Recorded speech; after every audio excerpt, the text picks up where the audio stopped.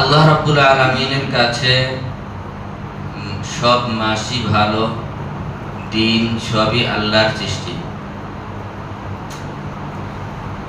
মুহররম মাস, রবিউল আউয়াল মাস, রবিউল সানি সবই আল্লাহর সৃষ্টি। আল্লাহ রাব্বুল আলামিন এই যুগকে সৃষ্টি করেছেন, আসমান জমিনকে সৃষ্টি করেছেন এবং মাস, সপ্তাহে, দিনে এগুলো বিভক্ত আল্লাহ রাব্বুল আলামিনই করেছেন। কোনোটাই আল্লাহর কাছে আল্লাহর সৃষ্টি, কোনোটাই অহেতুক না, কোনোটাই খারাপ না। কিন্তু এর মধ্যে ফজিলতের দিক থেকে, মর্যাদার দিক থেকে কম বেশি আছে। কোনোটাই খারাপ বলা যাবে না, কিন্তু মর্যাদারগত দিক থেকে কিছু তারতম্য, কিছু ব্যবধান রয়েছে। তো রবিউল আউয়াল মাস এটা একদিক থেকে অত্যন্ত বরকতময় মাস,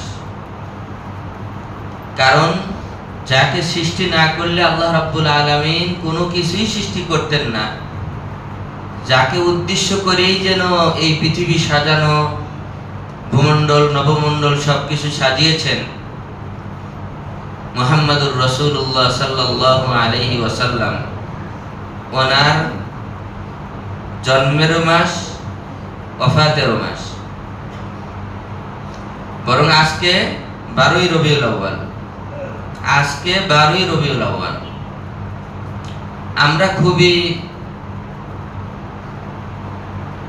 আনন্দের সাথে ঈদ মিলাদুন নবী নামে বিভিন্নভাবে এই দিনটাকে আমরা উদযাপন করি। 12ই রবিউল আউয়াল নবী করিম সাল্লাল্লাহু আলাইহি ওয়াসাল্লামের জন্মের দিন ধরে মিলাদ উদযাপন করি। কিন্তু প্রকৃতপক্ষে বিশুদ্ধ মত অনুযায়ী এটা অনেক প্রসিদ্ধ হয়ে গেছে মানুষের মাঝে যে 12ই রবিউল আউয়াল নবী আকরাম সাল্লাল্লাহু আলাইহি ওয়াসাল্লামের, আল্লাহর নবীর যখন নাম আসে জবান খুলে দরুদ শরীফ পড়ব মহাব্বতের সাথে।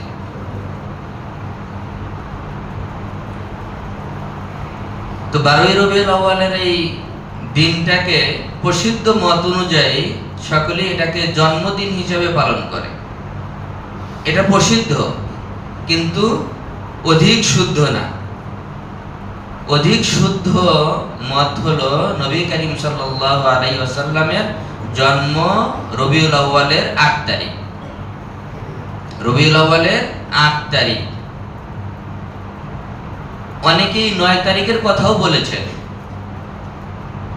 কিন্তু অধিক শুদ্ধ বিশুদ্ধ মত হলো নবী আকরাম সাল্লাল্লাহু আলাইহি ওয়াসাল্লামের জন্মের তারিখটা হলো 8ই রবিউল আউয়াল, সোমবার।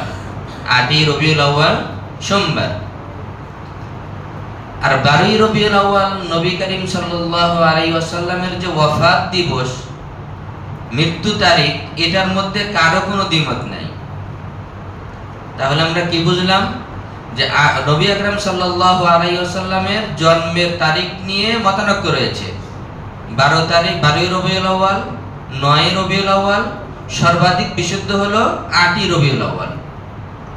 কিন্তু নবী করিম সাল্লাল্লাহু আলাইহি ওয়াসাল্লামের ওয়াফাতের তারিখ যে 12ই রবিউল আউয়াল, এটা নিয়ে দ্বিতীয় কোনো মতই নাই, কোনো মতানৈক্য নাই, ইখতিলাফ নাই। তো যেটাই হোক, 12ই রবিউল আউয়াল ওয়াফাত দিবস হোক অথবা জন্মের তারিখ হোক, আমাদের করণীয় কি আসলে ক্ষেত্রে? আমাদের কি করণীয়? আমাদের দেশে কি করে? আমরা মিলাদুন নবী পালন করে। মিলাদুন নবী আর সিরাতুন নবী দুইটা দুই জিনিস। মিলাদ মানে হলো নবী করিম সাল্লাল্লাহু আলাইহি ওয়াসাল্লামের জন্ম। মিলাদ মানে জন্ম। মিলাদুন নবী মানে নবী করিম সাল্লাল্লাহু আলাইহি ওয়াসাল্লামের জন্ম। আর সিরাত মানে হলো আদর্শ। সিরাত মানে আদর্শ। সিরাতুন নবী মানে নবী সাল্লাল্লাহু আলাইহি ওয়াসাল্লামের দরুদ শরীফ পড়ছি না আমরা, সাল্লাল্লাহু আলাইহি ওয়াসাল্লাম। তো সিরাতুন নবী মানে নবী সাল্লাল্লাহু আলাইহি ওয়াসাল্লামের আদর্শ। একটা মিলাদুন নবী আর একটা সিরাতুন নবী। মিলাদুন নবী আলোচনা করা যায়, এটা আলোচনার জিনিস, এটা পালন করা যাবে না। মিলাদুন নবী পালন করা কোনোভাবেই সম্ভব না, আলোচনা করা যাবে। তো মিলাদুন নবী হলো আলোচনা করার জিনিস, আর সিরাতুন নবী হলো পালন করার জিনিস। পালন তো বুঝি আমরা, ওটা আমার জীবনে আমি বাস্তবায়িত করলাম, আমল করলাম, এটাকে পালন করা বুঝি আমরা, সহজ। কিন্তু আমাদের দেশে আমরা সুবিধাভোগী মানুষ, মানে খাবার দাবারের যে দিবসগুলো আছে এই দিবসগুলো খুব মুখস্থ রাখি। শবে বরাত, হালুয়া রুটির দিবসগুলো, মানে আরামের সুন্নাতগুলো, আরামের দিবসগুলো, যেখানে মানে আনন্দ হবে, খানা পিনা হবে, এগুলো আমরা খুব মনে রাখি তারিখগুলো এবং খুব সুন্দরভাবে পালন করি। তাহলে আমরা বুঝলাম যে মিলাদুন নবী আর সিরাতুন নবী, মিলাদুন নবী মানে নবী সাল্লাল্লাহু আলাইহি ওয়াসাল্লামের জন্ম, আর সিরাতুন নবী মানে নবী সাল্লাল্লাহু আলাইহি ওয়াসাল্লামের আদর্শ, সিরাত। তো মিলাদুন নবী হলো আলোচনার জিনিস, আর সিরাতুন নবী হলো পালন করার জিনিস। কিন্তু এখন আমাদের সমাজে পুরাটাই উল্টা হয়েছে, যে মিলাদুন নবী উদযাপন করে, পালন করে, মিলাদুন নবী উদযাপন করে, পালন করে, আর সিরাতুন নবী আলোচনা করে শুধু। আমি ব্যবধানটি বুঝাতে পারছি কিনা আমি জানি না, মানে উল্টা। মিলাদুন নবী হলো আলোচনার জিনিস, এটা আলোচনা করলে এটার আলোচনার দ্বারা আমাদের নবী সাল্লাল্লাহু আলাইহি ওয়াসাল্লামের আজমত, বড়ত্ব, মুহাব্বত দিলের মধ্যে বসবে, যে আমাদের নবীর জন্ম স্বাভাবিক না, অসাধারণ, মুজিজাপূর্ণ, অলৌকিকপূর্ণ জন্ম ছিল। আমরা সংক্ষেপে একটু আলোচনা করব পরে। আলোচনার উদ্দেশ্য হলো হবে এটা, যে আমাদের নবী কি বরকতময় ছিলেন, মুজিজাপূর্ণ, অলৌকিকপূর্ণ ওনার জন্ম ছিল, যাতে আমার নবীর মুহাব্বত, আজমত, গুরুত্ব আমার দিলের মধ্যে বসে। কারণ কাউকে অনুসরণ করতে হলে তার প্রতি আগে ভক্তি, শ্রদ্ধা জন্ম নিতে হয় দিলের মধ্যে।